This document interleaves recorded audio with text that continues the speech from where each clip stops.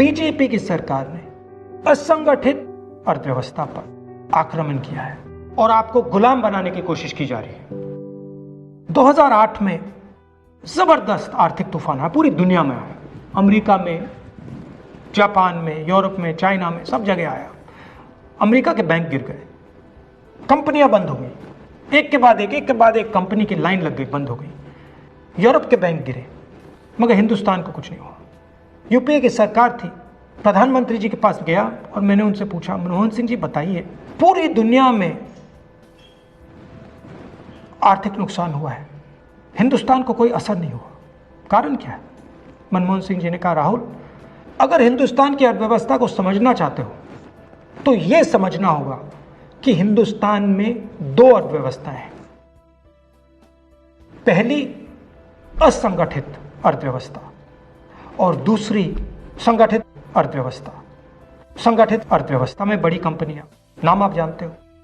असंगठित अर्थव्यवस्था में किसान, मजदूर, छोटे दुकानदार, मिडिल साइज कंपनीज।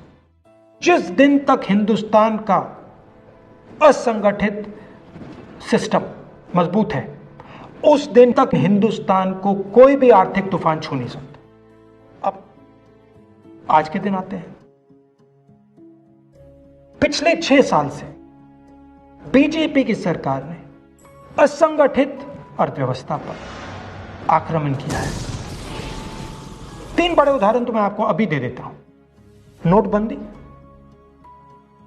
गलत जीएसटी और लॉकडाउन।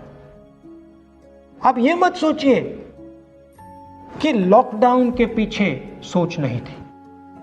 यह मत सोचिए कि गलती से आखिरी मिनट पे लॉकडाउन कर दिया गया है। इन तीनों का लक्ष्य हमारे इनफॉर्मल सेक्टर को खत्म करने का है।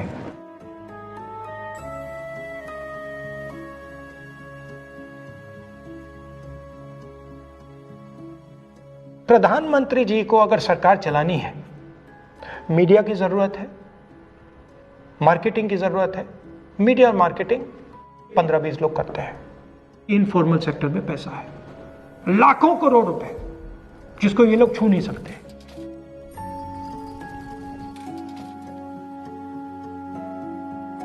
इसको ये लोग तोड़ना चाहते हैं, पैसा लेना चाहते हैं। इसका नतीजा आएगा। नतीजा यह होगा कि हिंदुस्तान रोजगार पैदा नहीं कर पाएगा। क्यों? क्योंकि इनफॉर्मल सेक्टर 90% से ज्यादा रोजगार देता है।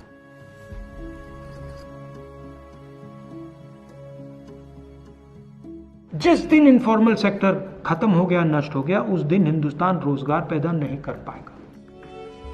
आप ही इस देश को चलाते हो, आप ही इस देश को आगे ले जाते हो, और आपके खिलाफ साजिश हो रही है। आपको ठगा जा रहा है और आपको गुलाम बनाने की कोशिश की जा रही है। हमें इस आक्रमण को पहचानना पड़ेगा और पूरे देश को मिलकर इसके खिलाफ लड़ना पड़ेगा।